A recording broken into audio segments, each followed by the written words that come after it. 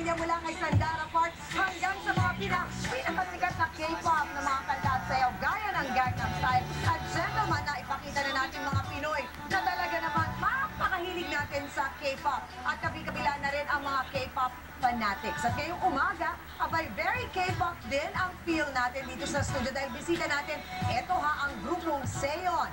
Seon, ibig sabihin, kabaliktaran lang pala yan ng 11 dahil 11 silang dancers. Sila po ay Pinoy group na gumagawa ng mga K-pop dance covers mula pa noong 2009 at sila rin po ang nanalo sa katatapos lamang na K-pop Convention 3 at ipapadala sila sa Korea para i-represent ang ating bansa. Para ikwento yan sa atin kasama ang kanilang group leader na si Angelo Villanueva. Angelo, ayan.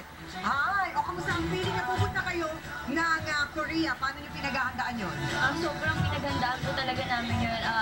Yung diet po namin. Oo, may diet na kasama. Tapos of course, yung mga steps na kailangan yung buuin.